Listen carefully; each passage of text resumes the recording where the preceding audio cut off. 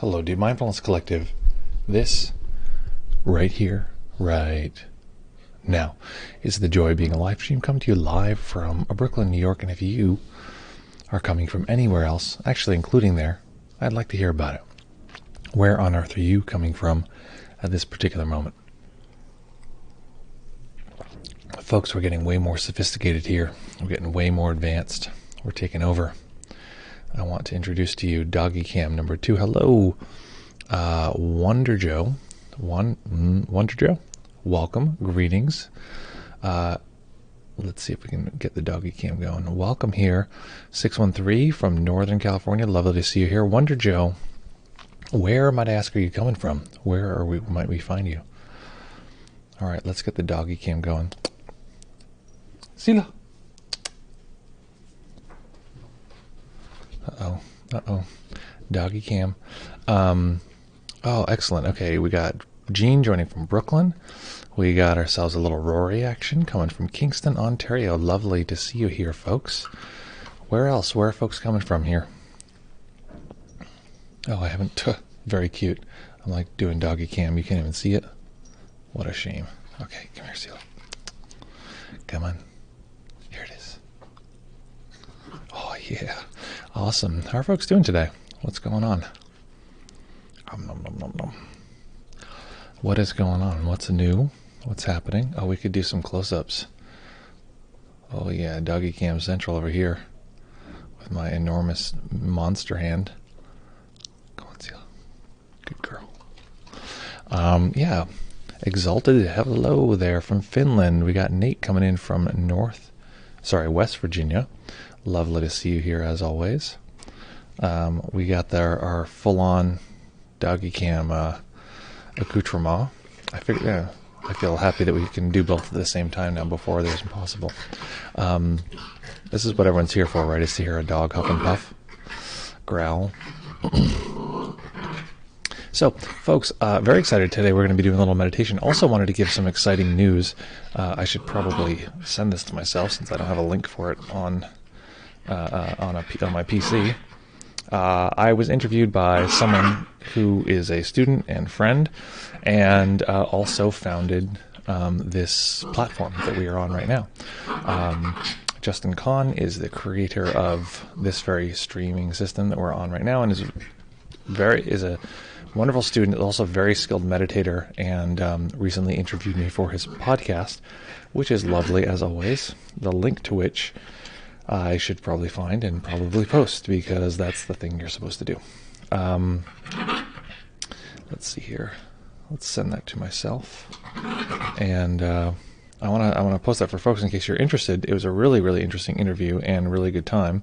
So I'm going to post that now or soon. As soon as I get my stuff together here. Cancel, send, new. Here we go. There we go. Excellente. Folks, excited though, because it was really cool, really fun to have that experience, have that good time. Chat. We talked about awakening. We talked about my background, a little bit more about my bio, if anyone is interested to hear who the hell I am. And maybe folks are actually coming from there. So if folks were part of that or listened to that podcast and are here because of that, let me know. I'm very curious. And folks, we're going to be meditating today. The theme I was going to explore, and of course I'm open for input, was this relationship to the needs within the system and the drives within the system. This might be something folks who've been here before know, but basically I think a lot about the system, that it's driven in all these really subtle ways, big ways and very, very subtle ways. And if we can get through those drives, there is a sort of spaciousness and a freedom after that. That is quite powerful. Big old power time. Don't play that video. Thank you very much. And yeah, okay. So folks, let's see here. Beep up, beep up. Okay, let me put this link in the chat here. So this is the interview. It was a delight, as I mentioned. Here it is. I haven't seen, this is the only one I haven't actually gone through his archive and seen what's what. Okay, this is the interview, which, nope, wrong one. That was the title of the thing we did today. This is the interview. There we go. There we go. There's the interview, if that's of interest. If anyone wants to check that out, that is a interview that happened recently between me and the founder of this very platform, which is a big honor. Actually, in the interview, I mentioned that I found out about, had no idea that he had a background, or his connection was to this platform. So it was very fun because I have a good time on the live stream, and it was fun to him to be like, I was like, oh yeah, I have a live stream. He's like, oh yeah, that's my platform. So exactly. Okay, so folks, I wanted to talk about these subtle drives within us and how to allow those drives rather than trying to stop them. And I think that's a lot of the challenges that as humans in the world, we have various drives and we often fight against them. But the metaphor that I like to use is that, if we have a drive to take a nap and another drive to be very ambitious, often the difficulty comes because we fight one or the other. We try to push one down, or, there's a drive within us to sort of be a certain way or be liked, or these things. And we think we either have to go down that path. I have to get this thing I need. I have to be liked on social media, or I have to, these kind of things. Or we think we're not supposed to have those. Oh, I'm going to get rid of them, or I'm just going to be neutral in this way. And there's another way. There's another possible path. And what that is actually recognizing those drives as nature and not giving them something to grip onto. So if we think of something like clinging, like the system is like, I need it to be this way. If there's nothing there, if it just grabs thin air, it can't really cling. It can't catch momentum. It can't move forward. I think of it a little bit like a swimmer who is under the pool, That's not good. Who's under the water and is trying to kick off. And if they don't have a surface that they can kick off from, it's just much harder. If they do have something that they can resist, they can shoot forward at a much higher speed. So what we're doing is we're letting go of the need for it to be different in any way, because a lot of those drives are needs for reality to be different. So that's the general breakdown of what we're going to be doing. And my question for you is anyone here either new to or relatively new to meditation? This is important information because I will reshape and change the stream and the guided meditation for you. But if not, then you're going to be caught up in the undertow of a meditation not geared for you. So the choice is yours.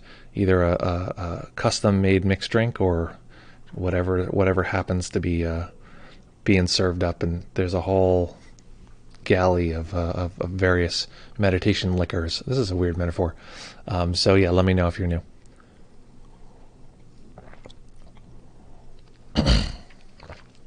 Okay. Beep up, beep up, up. What else? We're going to be meditating for 25 minutes. There's research that says that 20 minutes and on, there's certain various goodies that we find. It's also, I heard this recently, that 20 minutes is a threshold for people if they're potentially going to experience trauma.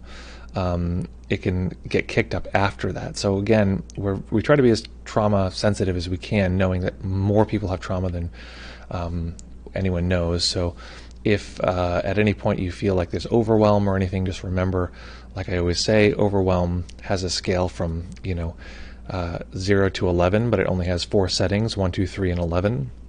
So before it gets up to 3, you want to make an adjustment, move the body, maybe open the eyes, maybe stop meditating altogether. So watch out for that, because you don't want that to be the case. You want your system to be able to trust you and know that it can meditate and it's not going to get overwhelmed, which means we have to stop before we get overwhelmed. So the next thing is, Nick says, good afternoon from Karlstad, Sweden. Made it from work just in time, watching last stream. Very helpful when you interrupt Shinzen video to Shinzen video to bridge the gap between the language he's using and us normies. Well, it's funny because it's actually just the language he's using versus my language, which you're more familiar with, which is, if someone else were watching my video, they'd probably be interrupting, giving their language too. Exalted says, the problem with my overwhelm is that once it gains momentum, that's the key, it keeps going further on its own and becomes hard to shake off. Absolutely. That is exactly the case. So that's why I'm saying you want to start to notice it way before it gets to the place where it can ride on its own momentum. So even if it starts just a tiny bit, in a sense, often I say, like, the system gets overwhelmed. In a way, it's like the system yells because it can't be heard when it's speaking at a normal voice or whispering. So we need to start to train ourselves to detect it when it's whispering and make an adjustment. That might actually be, like I said, just physically moving the body, like what needs to happen physically, maybe a stretch or a shake, listening in that way, or maybe it means opening the eyes, or maybe it means stopping meditation. So that's part of the training, is to find it before it gets to level 3, which it doesn't know how to go from level 3 to 4. It only goes straight up to 11. So that is my general advice on that. So folks, what I'm going to encourage you to do is find a nice comfortable position that you can maintain for the duration of the sit. So I'm going to ask folks to practice in stillness. Again, there's a caveat. If you have any experience of overwhelm, you're going to go ahead and make any adjustments you need to. Otherwise, I'm going to encourage you to be entirely still. This will advance your meditation practice more than a lot of other things. You'd be surprised. I think I just realized I had a dream about someone I was trying to teach them meditation. They're like, okay, yeah, I'm doing it. This is good. I'm doing it. And I was like, okay, I think you might need to be still in your body. This is very sweet. I wish the doggy cam could show this. The dog this is not that common. The dog just went to sleep right now, right by my butt. Little cutie. Look, she's just chilling right here. What a sweetie. What a sweetie. Okay, little lady. You want to sleep during the meditation? If she slept during the meditation, I'd be amazed. I appreciate everyone being,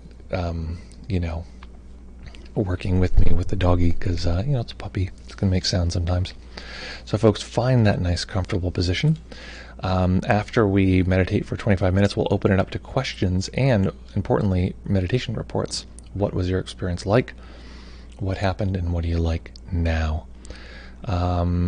Excellent. And then we'll chit-chat like kitty cats.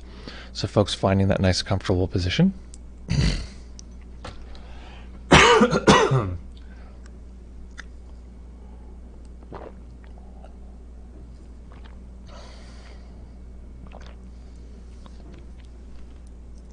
Remove the old cough drop. And when you're ready, we will begin.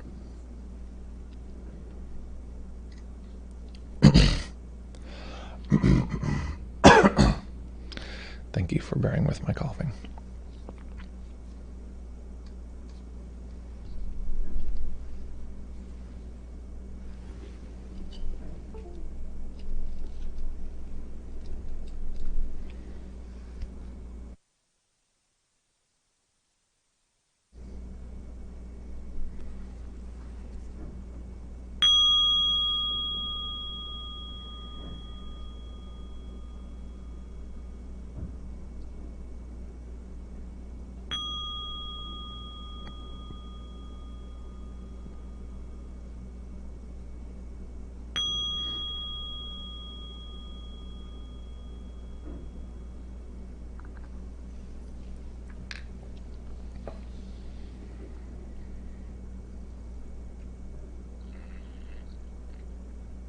Beginning by taking a few comfortable deep breaths, just feeling the body rise and fall.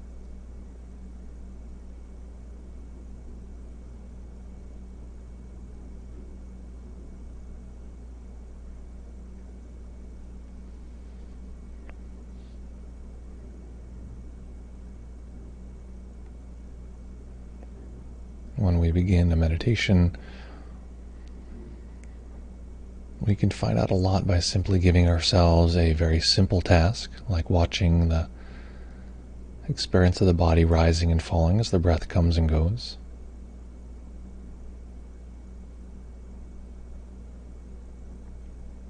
And rather than judging whether this is difficult, just noticing what arises. Is this easy for the mind? Is it challenging? Is the mind agitated or foggy? None of these are bad.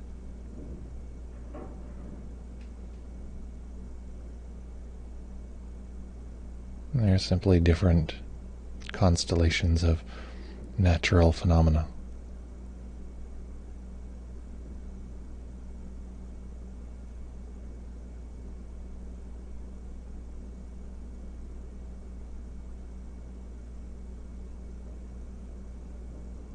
So feeling the body rising and falling with the breath.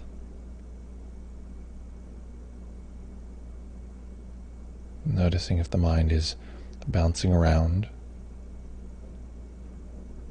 Not surprising if it is, or if the mind is foggy and sleepy, not surprising.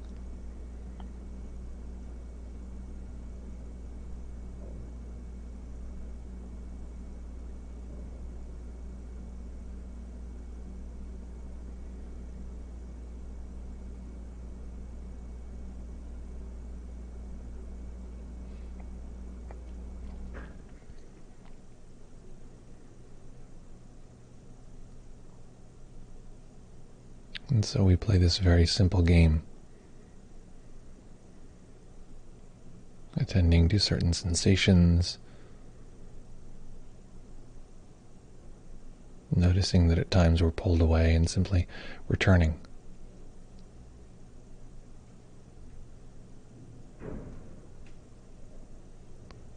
Physically relaxing the body.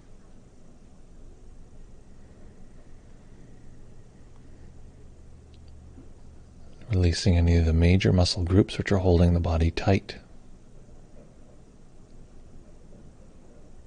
The neck and shoulders, the arms, the torso, the lower belly and lower hips,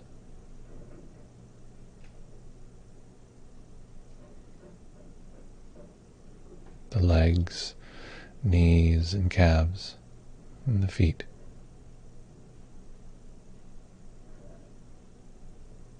But also physically relaxing even more deeply than we can physically feel. So relaxing down to the level of the bones themselves, the fascial tissue where the muscles attach to the bones, as though if we let go deeply enough, the muscles could simply float away.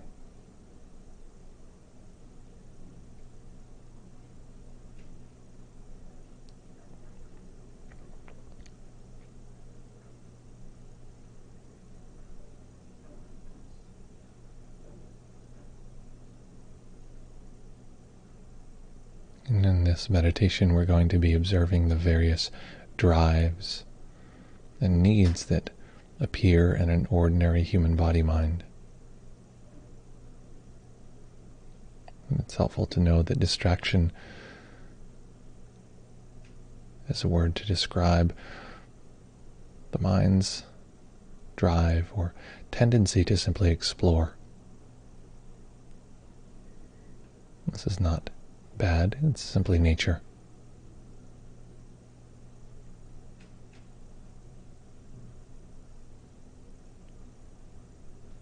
So in order to see clearly what we're observing, to have a kind of control for this experiment, we're simply going to attend to the sensations of the body, to feel the body.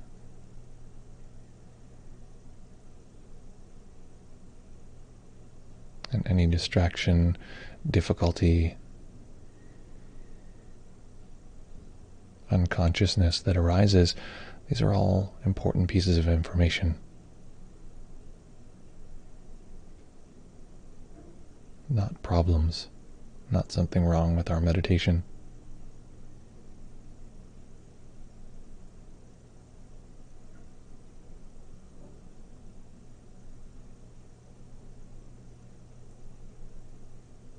So what I'd like us to do is get an overall sense of the body's experience, a general capture of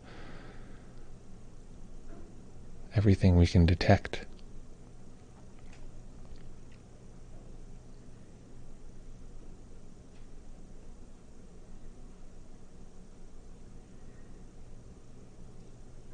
We can ask the body, what is the experience of a human body in this moment? And the only answer we're looking for will come in the form of body sensation.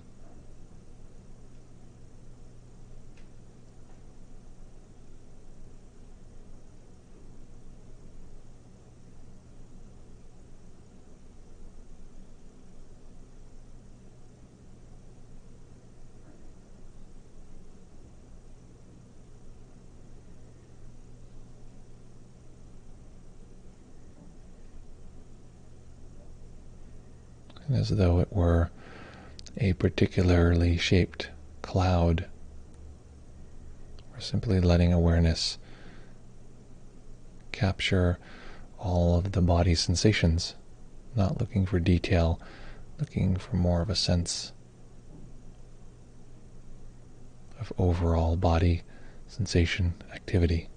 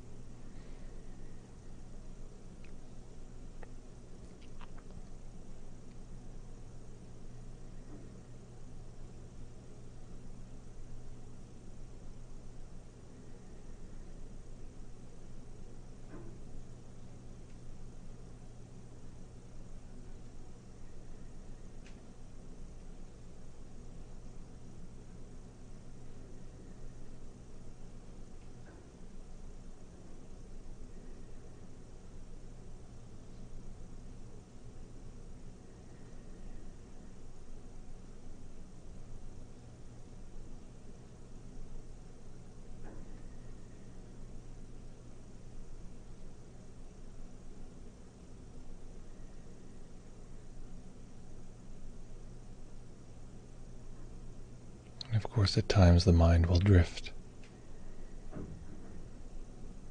Simply bringing it back to an overall experience of the body. Noticing that this is a drive, the mind to soften and float away. It's not bad, it's simply another piece of experiential momentum.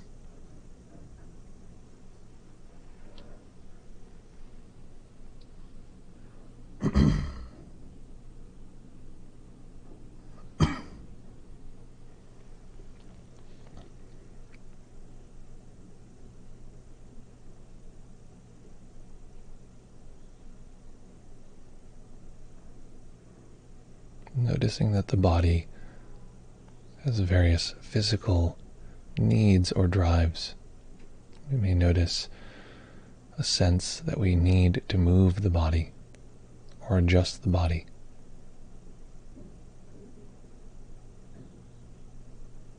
If we stay zoomed in to this sensation or need long enough, it'll feel unbearable. We'll have to move.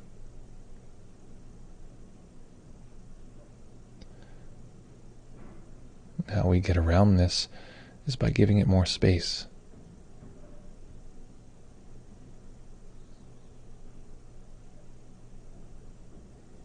This need in the body can't grip. If it's surrounded by other sensations.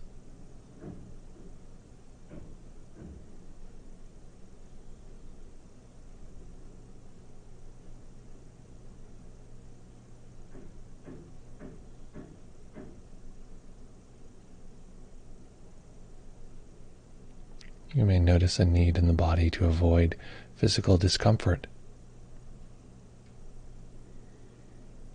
If there's any discomfort in the body,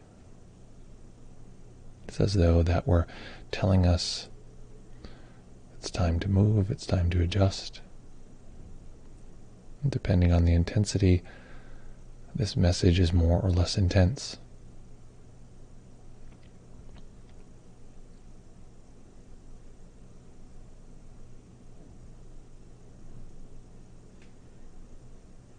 So whichever of these drives is arising, letting it be felt among all of the other body's sensations and noticing that its momentum, that its ability to pull us gets drastically diminished.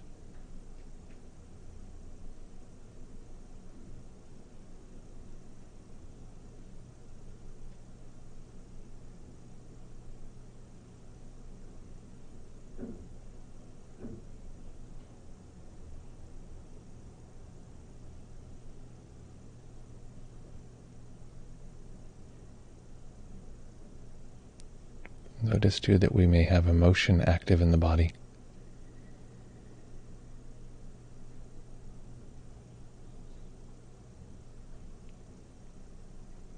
These are sensations which color our experience, telling us to move towards or away from certain experiences. Perhaps the part of us that wants this meditation to go a certain way.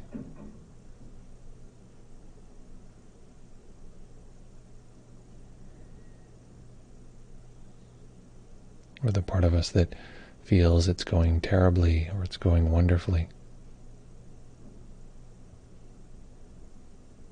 Recognizing this first as a body sensation,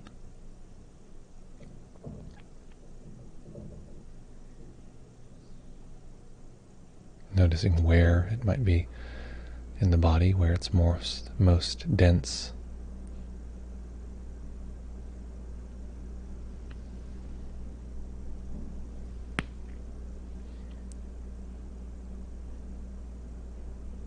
Recognizing it second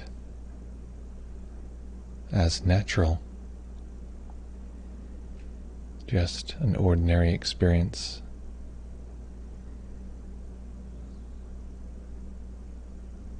Not something we need to fight with or listen to.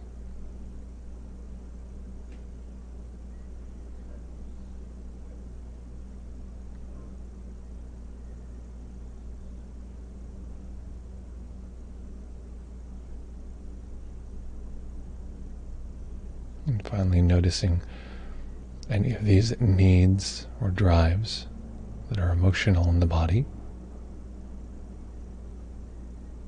Assessing, judging, wanting, not wanting.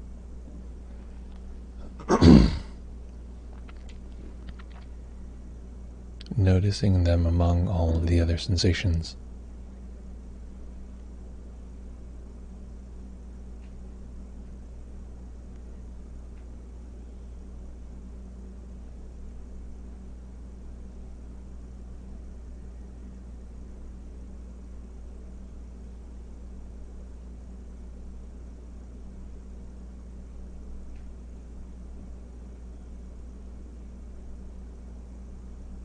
You may notice there's a sense that the system, the body-mind,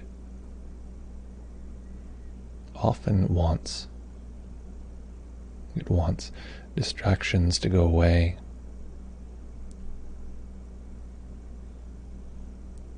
It wants to get something from the meditation.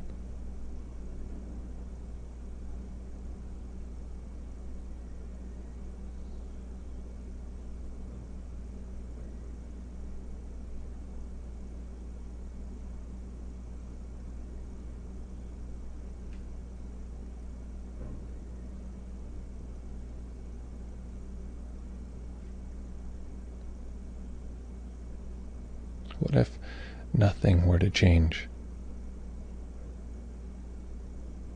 What if this were how the rest of our existence would be, this precise moment?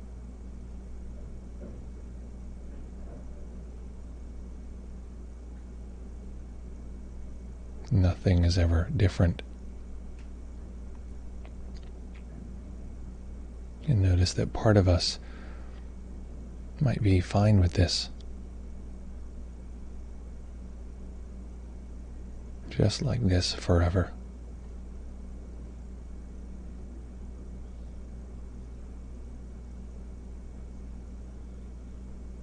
And then part of us may not be fine with it.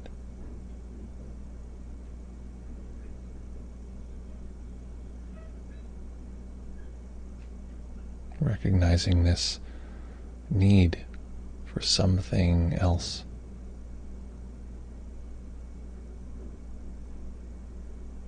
In this case, first as a body sensation,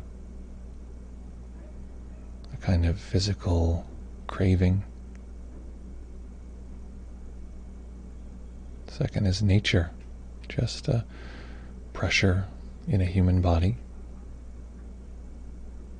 neither good nor bad.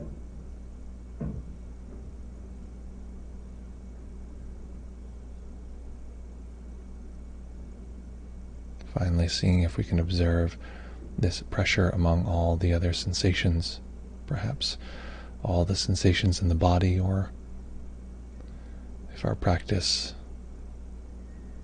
lends itself in this way, among all other sensations in all of our senses.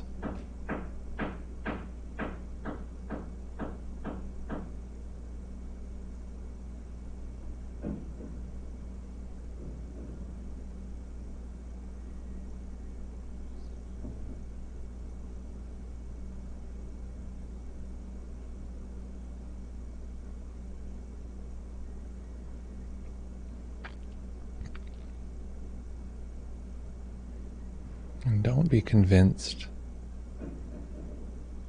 that the part of you that needs or wants this moment to be different. Don't be convinced that it's you.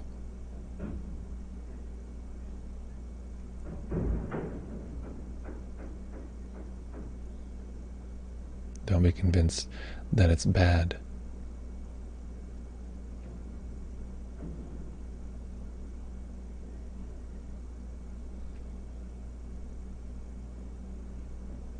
And know that there's part of your experience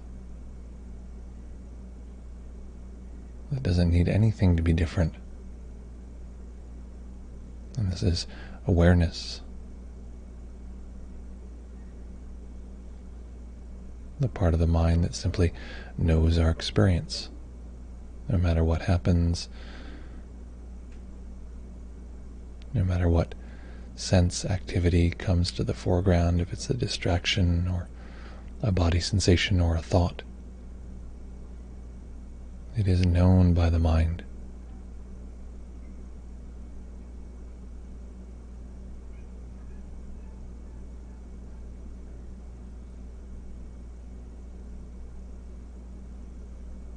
If we can, tuning into this neutral knowing,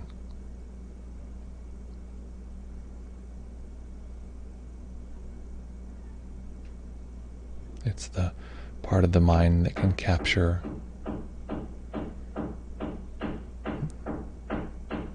the overall experience of the body.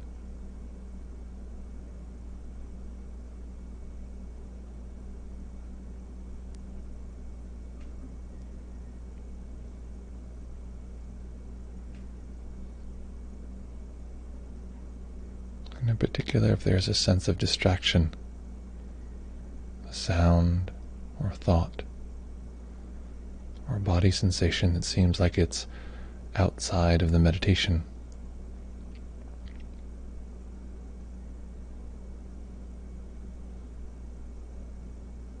we can notice that this plays out in the body emotionally wanting or not wanting.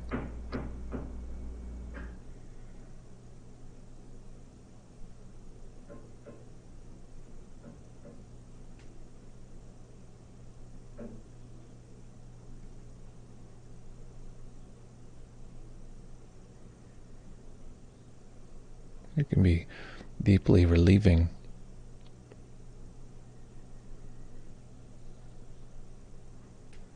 to know that it's not me wanting or not wanting, liking or disliking.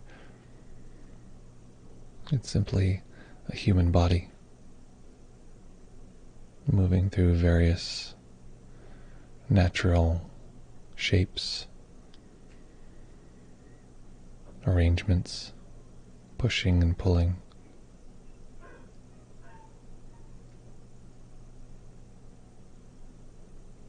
Yes, nature,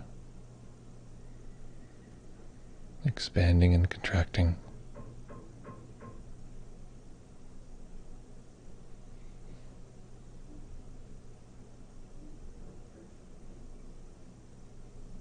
No reason to fight it, and if the system does fight it, no reason to fight that. There's the system fighting or disliking or judging.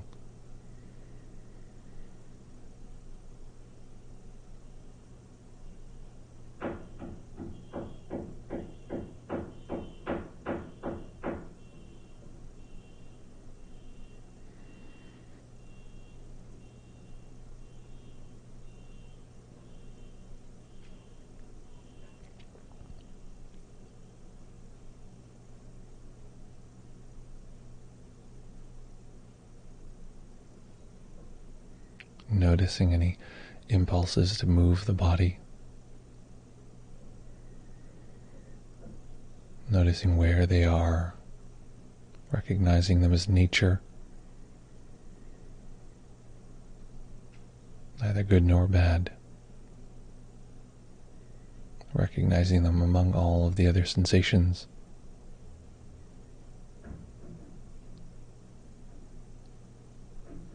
Noticing any emotional drives in the body.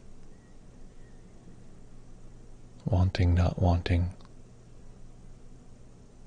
Liking, disliking.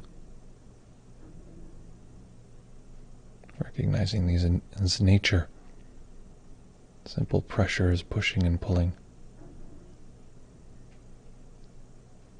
Again, noticing them among all of the other sensations.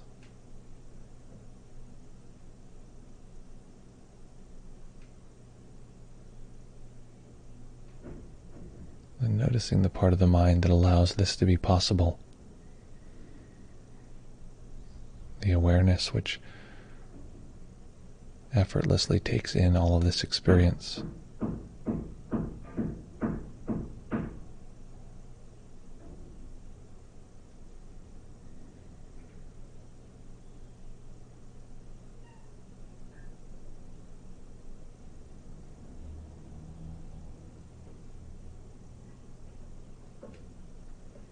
And knowing that we'll stay in stillness until the bell goes silent. So nothing that occurs until that time is an indication that we should move or adjust the body.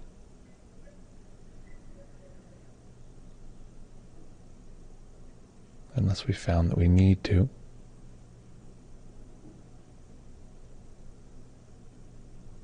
Allowing a tiny bit of light to enter the eyes. Eventually allowing the eyes to rest on a single point as they fully open.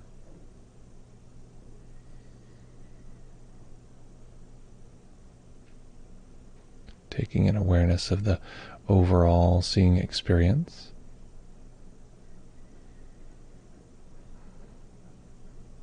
Noticing if the eyes opening fires up various drives to move the body, drives to fulfill some imagined narrative of what comes next. And in this way, knowing this moment, it shows us everything we need in order to be free. It shows us these various drives. It shows us that we don't need to heed them if we don't want. It shows us the way the system prefers some things to push them away or grab onto others. So in this way, letting this particular moment be the great teacher, showing us how we might bring this practice into every aspect of our life.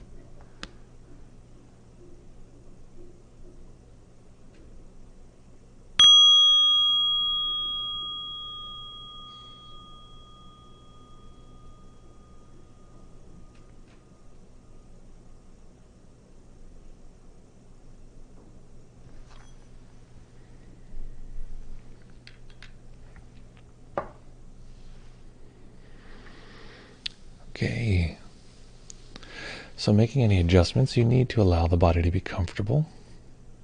A little stretch, a little whatever you got.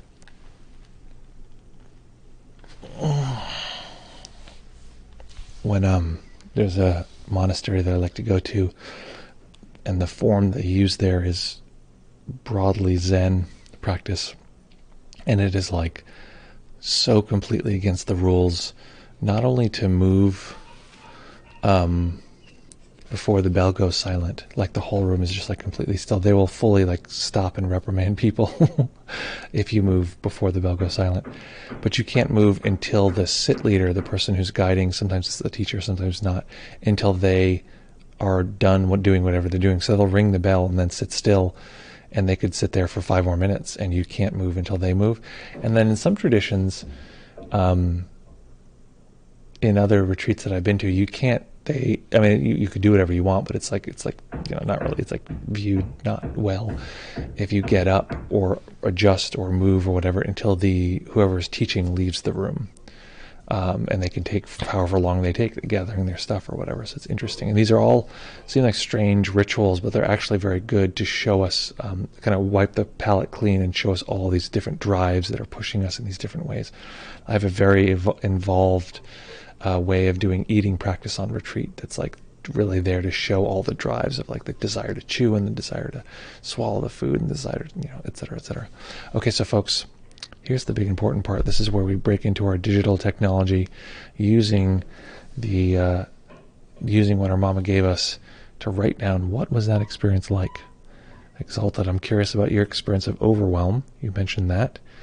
What was that like, that practice? easy, challenging, fun, discouraging, encouraging, interesting, confusing.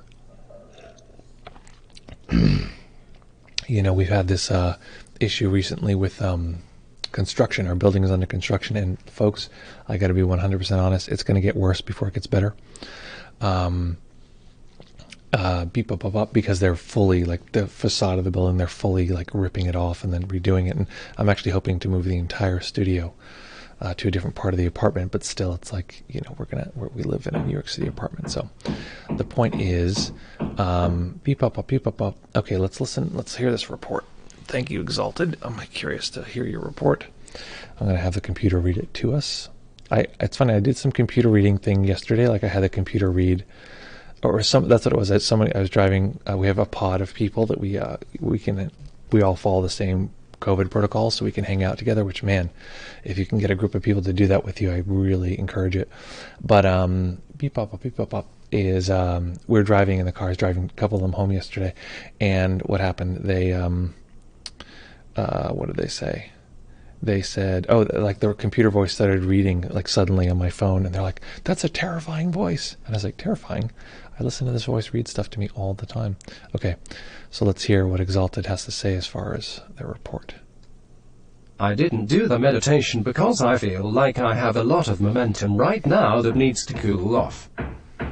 Day by day, I progressively feel my experience of my surroundings changing in ways I can't really explain, but my surroundings feel increasingly alive and just there by themselves. This feeling ebbs and flows throughout the day, sometimes strong, sometimes almost unnoticeable. Okay, I'm with you so far. Nothing too outside of the ordinary or confusing. At its strongest, it feels as though almost everything is alive and happening on its own, but I'm still in the middle of all that. Mm-hmm. Also, the stronger it gets, the more anxious I get, and sometimes I have slight pain or burning in my chest. All of this is happening even with no formal meditation that day. Yeah. Okay. This makes a lot of sense. So this is just standard momentum of practice. A lot of the weird stuff that happens and people say, "Oh, what is this? What does it mean?" Is just normal stuff, normal meditation stuff. So I want you to not feel that this is strange. This is just a standard meditation situation that we sort of will work you through piece by piece. Not a big deal. The experience that everything is alive is one way of describing flow. Basically, that our experience, what the mind does is turn the world into a bunch of nouns. It's like objects, objects, objects. And I think you were here. Tell me if you were. I'm pretty sure you were here when we did that practice where we're looking at an object and then notice that its objectness would break down if you followed the kind of protocol that I was doing. Our actual experience is much more in the realm of a verb than it is a noun or a set of nouns that are, like a chessboard being moved around. It's like there is no object as far as this perceptual experience is concerned. Objects are just sort of platonic ideals slapped on top of sensations and told to limit themselves within time. And it's okay, this is a bell, that's what it is. And it's hard for us to recognize. It's so much simpler to think of this as a bell rather than the experiencing of a bell and the sort of set of ideas that the mind is forming around that, holding them in the mind, and then I close my eyes and somehow the bell is still there, even though perceptually there's no connection to it whatsoever except for mental image or mental audio, and then I still say, like, but that mental image and mental audio is proof that the other thing is real. It's just a very weird abstraction. So at some point the mind can shift over and see everything as a verb. And see everything as alive. I'll tell you one experience I had while I was on retreat. I had this very, very intense experience, which is quite a long story, but I'll tell you just about the part that's relevant or most relevant here. I woke up very early in the morning after some very intense, stuff happening on retreat. I then, what happened then? Oh yeah, so I went and sat on this rock. The sun was rising. It was quite lovely. And I was sitting there and something, already all these really dramatic things had happened. And then something, I was just looking around at all the, greenery that was around this rock in the kind of the middle of the desert. And all of a sudden something clicked. And it was this, there was this, for one thing, everything was covered in dew. That was one thing. Everything was sparkling, which was probably helpful.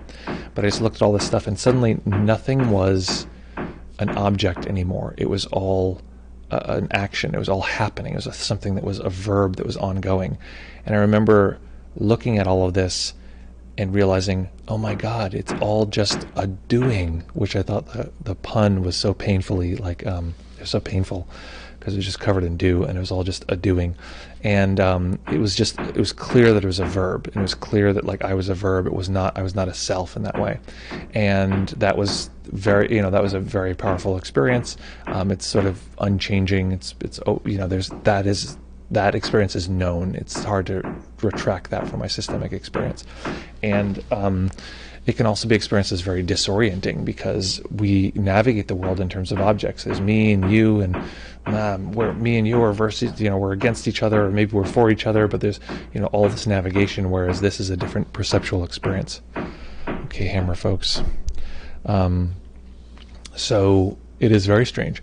Now, that's like a normal experience. That's everything there that you said is normal. Another normal experience is that some part of the system, some part of the body mind is reacting against that and being like, oh, no. This shouldn't happen. This shouldn't be like this. This is scary. It's unfamiliar. It's not safe. And typically the way I describe it is there's two drives happening in this case. One drive is towards freedom and experiencing the world in a much more open and free way. And another drive is towards stability. And that stability drive, that safety drive is like, I don't like this whole being torn to pieces or not having a center anymore. So what I advise, and this is sort of what Shinzen advises, is that, and actually if you know, people have heard me say this, there's a musician named Leonard Cohen, who is actually a very deep Zen practitioner, and he said, and he's talking about this exact moment that you're describing. You either become the ocean or you're seasick every day. He doesn't say you get a boat or you learn to swim. He says you become the ocean. So the part that wants to keep you safe is like, where's the boat? Where's the thing where I can get out? I don't know. Oh, I have to control. I have to keep safe. And one of the things you mentioned is an indication of that. You said, I am still in the middle of all this. What I would suggest is notice that central experience, that I, that self, is actually the same flowing material. It is not special. And the idea that there's an observer behind there, in a way, has to be dissolved as well. It has to be encompassed in the all experience. Again, you want as much stability as possible if it's interfering with your life. So you want to go back and forth, and maybe you go down this route that I'm describing, or maybe you just do a lot of exercise and talk to friends and, relax and chill out, like you're saying, not doing the practice. You need to judge for yourself, like where your life is at.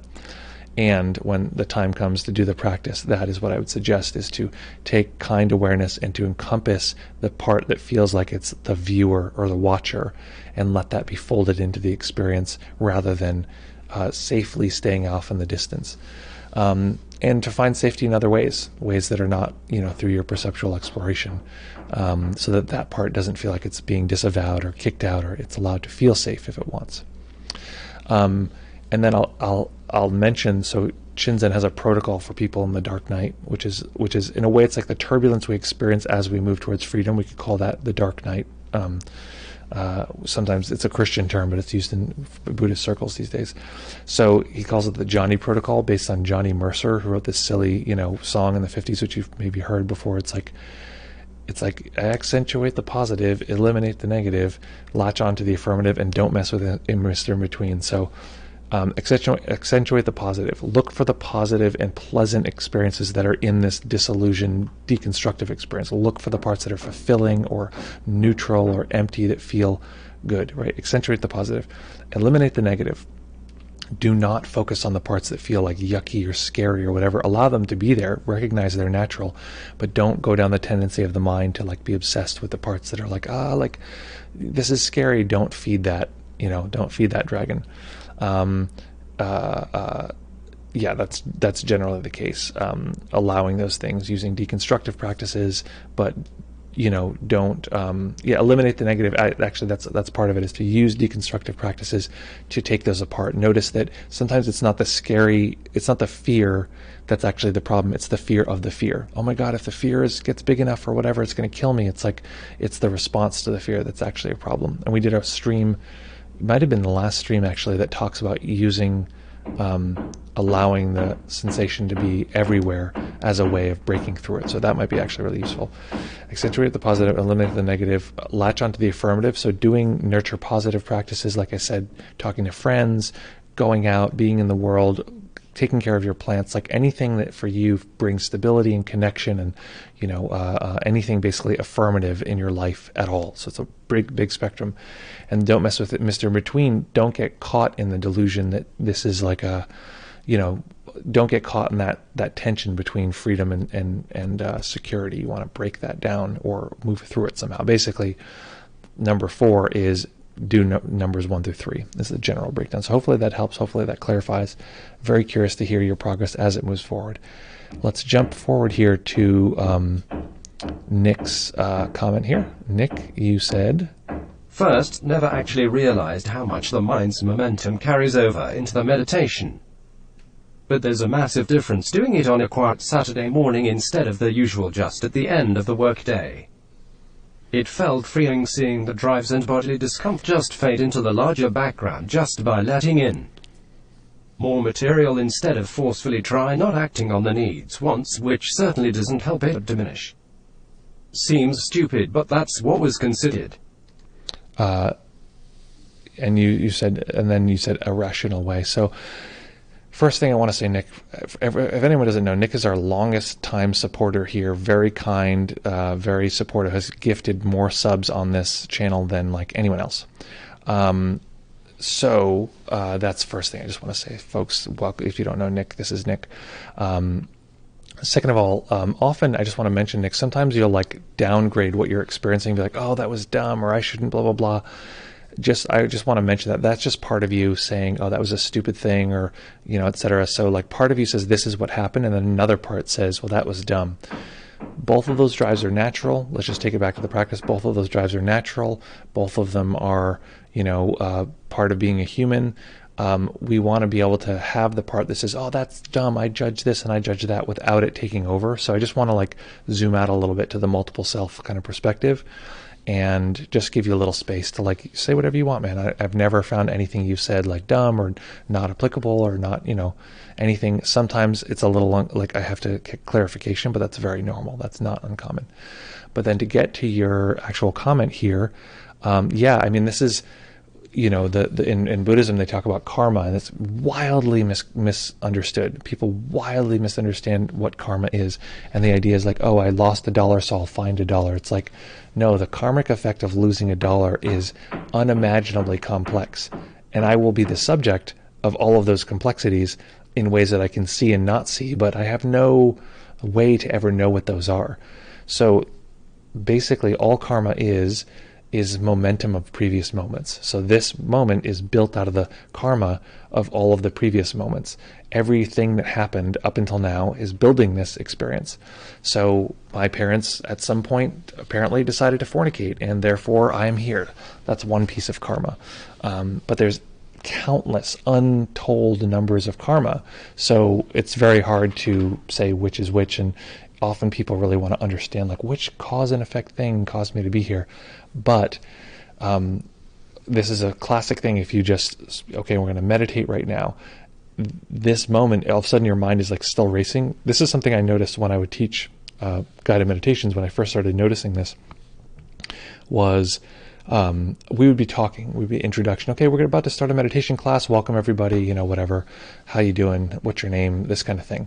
And I'm like, okay, cool. Let's meditate now. We'd close our eyes and start meditating. And what I would notice is my mind would be chattering at what was very interesting is chattering at the same speed that I had just been talking a second ago. Well, that's a hell of a coincidence. If I was talking faster, if I was more animated or whatever, it would be going at that speed. What a coincidence. It seems to happen every single time.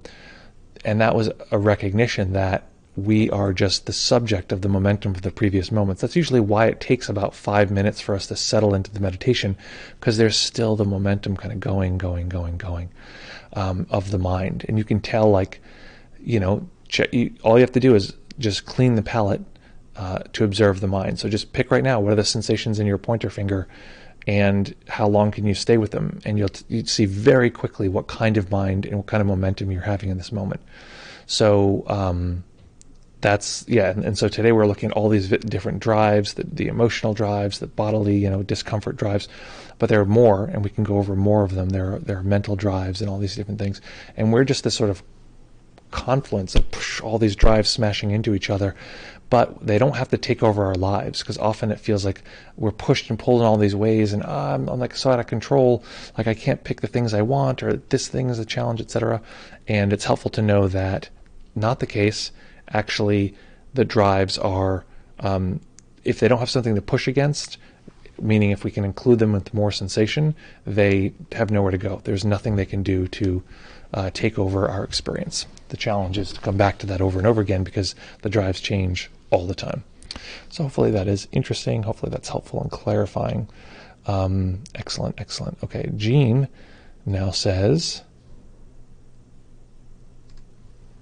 it's taken several months, but I have finally perfected my meditation sitting position.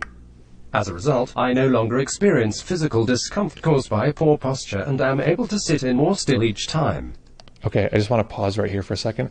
So this report is very positive, which is lovely, right? I've perfected my sitting posture. I no longer have experienced physical discomfort caused by poor posture. Great. What I don't want, and I want people to pay attention right here, because I bet you this happened. I want to know if this happened. If you heard that sentence and thought to yourself, oh man, I haven't perfected my posture. Oh geez, Rick. Like, that's fine. That's natural. And just notice that that's a part of us. Noticing that, like, we want to have the range to be like, oh, I can have really positive experiences and really difficult experiences, and they're totally natural. So if right now you said, yes, I heard that sentence, and my mind was like, oh man, this person's lying, or this is great, I want that, or I have that too, and I'm special, to recognize all of those as just as important a report as I've perfected my sitting posture. It's just as important. So just something to consider. Let's continue on now. It's taken several months, but I have finally perfected. It started again. On Monday, I was aware of tension in my wrists. I didn't have it today and became aware that I could feel much more sensation in my hands. I was able to get that overall sense of the body, and at times felt like the edges of my physical body were kind of fuzzy. Yep, absolutely. And that's a normal thing where the edges of our experience, we talked about that in the last guided meditation, that at some point you can sort of let go of where we think the body is and let the sensations be as big as they want.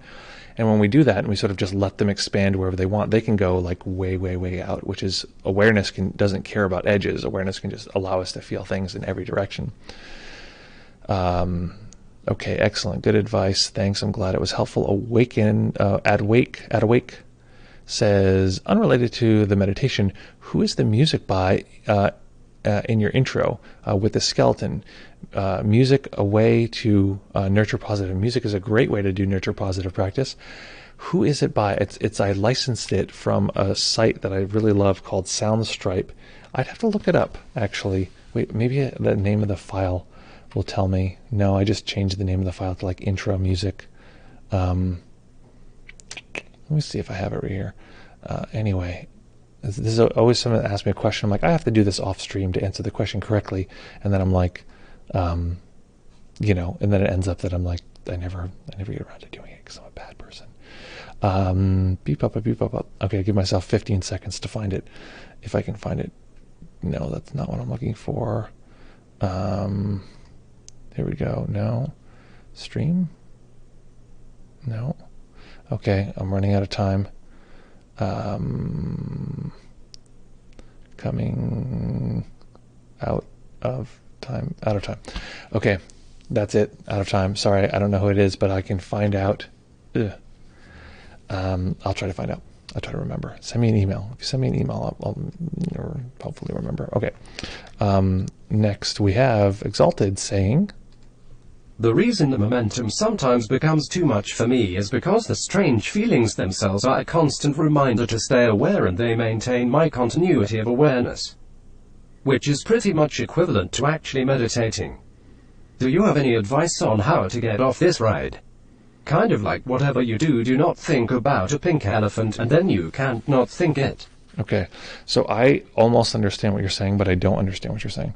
So let me, real quick here, If you want to jump on the Zoom, that's the quickest way to get this resolved. And I promise you this. Save us a heck of a lot of, or not heck, but an amount. Tell me if you want to jump on the Zoom and I'll jump on too. There's a link. But I can tell I am close to understanding what you're saying, but I don't understand. I can explain why I don't understand, but let me know if you can jump on Zoom. We'll just skip the middleman here. Adawake says, it's okay. I can ask next session again if it's too much time. Thanks. I will send an email. Yeah, so send an email, because it's honestly like, if I'm on the stream, I have to manage the stream, and then when I'm off the stream, I forget all of reality that's on the stream. But I was thinking about doing a credits thing, because I have a bunch of people who help out with the stream, which is awesome, and I want to make sure that they get credit. So let's see how that goes. Okay, so Exalted, let me know if you want to jump on Zoom. I got to check I think I have, today's Wednesday before Thanksgiving. Oh, I should jump off. Okay, so let me know if you want to jump on ASAP, and if you do, then we'll chat there, and if not, then we will then I'll assume. Well, I want to answer your question though. So two options: either jump on now or jump on Friday. So, but either way, I should get clarity on what you're saying. Yes, there's a little bit of a pause here, a little delay. Excellent. Okay, so folks, we are about to transcend this next time. Okay, but remember. Oh no, I don't have a mic with me right now. Okay, next time. So Friday, I want to answer the question, because it's a serious question. The shortest version I can give you is that no matter what's happening, recycle it back into the practice. Often the challenges we have are because some part of us thinks unconsciously that it is separate from the meditation. It doesn't count. It should not be fed back in. We should not observe it, in this case, observe it as like a drive in the system, the mind wanting to understand or not wanting the emotion, or it doesn't count. It's different. And it's outside, and that's often what the challenge actually is. Guess the failing self becomes really dominant and needs to control everything in a time of turmoil. Yeah, thanks for you. And just know that it's anyway, it's not a failing self. It probably wants something. It probably wants freedom or to be heard, or it's scared if it doesn't get heard, whatever. So it's good to find out what that need is, because then we don't have to meet it through self-deprecation unless we want to, unless that's a desire that we have. Okay, so beep bop bop bop beep bop bop bop. What's the next piece here is okay, excellent. So the next thing, folks, is a wish. It's your birthday or your unbirthday. It's one of the two. I'm certain of it. Okay, folks, at this moment, right here, right now, just to take in this moment. Notice the drive. You can notice the drive for time too. This is another more subtle thing. The system just wanting to produce time as this forward-leaning thing. The past, I don't even want to worry about it. The future, it's about to happen, and the system's like always leaning in this way. The past can feel like a vacuum, like it's stable and like it's there, and the future is this open, space that sort of the whole thing sort of seems to push us along. Right here, right now, notice these various drives within us. Feel the groove of the music. Feel the vibe of this particular moment, and take this moment to allow your sensations to drive you, to allow you to flow forward into all of the moments that are unfolding in front of you. This moment and this moment. Our little puppy is here pawing at my hand, wanting, as she is built and known to do. So know that we each have a fearsome little puppy inside of us, or many that want, and just to give them enough space is what's needed. So excited to be here with you, excited to be back with you here in fewer than 48 hours. Folks, as always, practice well. Take care of each other, have fun, and we'll see you all. Whoa, I don't know if you could hear my stomach growl there. That's quite the growl. We'll see you all very, very